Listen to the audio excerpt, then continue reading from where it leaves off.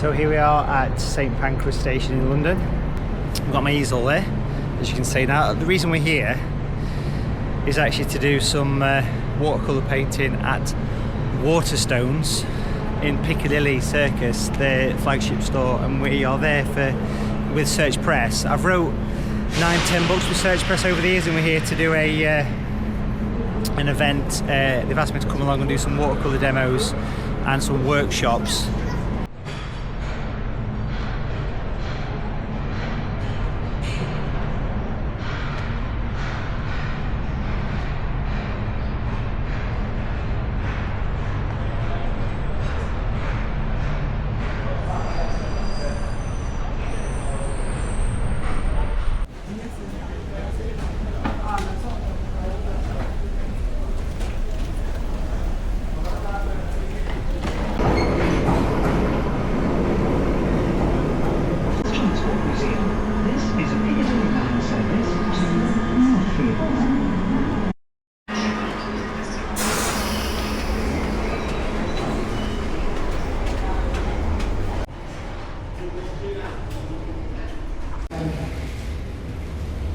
Right, well here we are then, Piccadilly Circus Station, just on the way to Waterstones, and it's warm.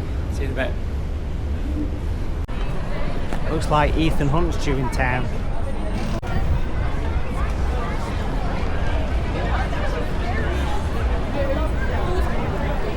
Premiere of Mission Impossible, eh? The Final Reckoning.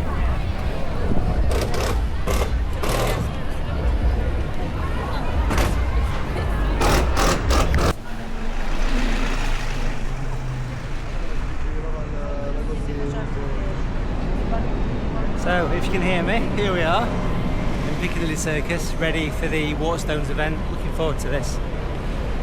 It's going to be great because it's the launch of a new book, the 10th anniversary book, plus a bit of a watercolour demo, a bit of a watercolour workshop as well. Let's take a look around, shall we? A virtual tour.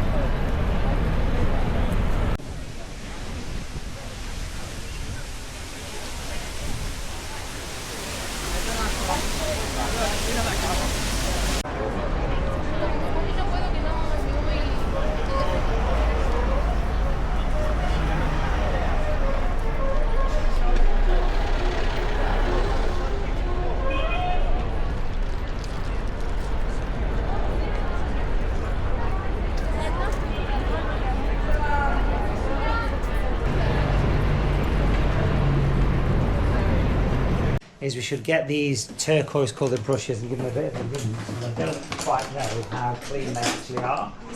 So if you get the turquoise ones, give them a rinse. In fact, all of them, because those new ones are literally off the shelf, so they'll have the gum arabic on them. So give them a bit of a rinse for me. Now what we'll do is we'll wet the paper, then down to that tape, okay? And then we're going to put this just towards the top of the picture, but not necessarily all the way to the top. And the idea is here that when you bring this in, you cross your brush over, so you leave some yellow bits and red bits, and you start to get that graduated wash, which is what watercolour is. It's a mixture of the colours. And then have a look at your brush. Has it gone all like spiky, like a horse's hoof kind of shape? Yeah? Yeah? Now, yeah, you really can. this is something. This is a technique that you want to practice on your neighbour's picture first, alright? Okay? Because what you basically do is you give it a single quick tap on your tissue, just a quick tap, just to get rid of excess, just a single tap, no more. And then the brush, if the writing is still on the brush, because some of these are quite old brushes, the writing should be facing upwards towards the ceiling, yeah? Which means you get like a slope like that. Does that make sense? If you said that to you, you get an angle. And then what you do is you go in on this lower side, and with gentle taps, you start to do trees like that. Now this is why I'm saying practice on somebody else's picture first, or maybe the side of your masking tape. Gentle taps should give you individual trees. Now we're talking late autumn, early winter here, so we're going in, tap, tap, tap in your palette. With every tap of that tree and texture brush, Matthew Palmer tree and texture brush, been around for years, like Rod Stewart. You can give it a stipple, and very important that you stick that brush in some of that tissue and you give it a good old squeeze so it's a clean, damp brush. I've been very fortunate in my painting career because I've got my own sort of range of products that have been developed and designed and manufactured, and they still exist to this day, including the brushes. So we'll talk a little bit about them as well. So on wet page, that water's surprisingly clear. I'm not sure what that is. You know this? It's all opaque, so they will evolve massively when it dries. Quite a bit. I mean, all watercolour paint gets lighter.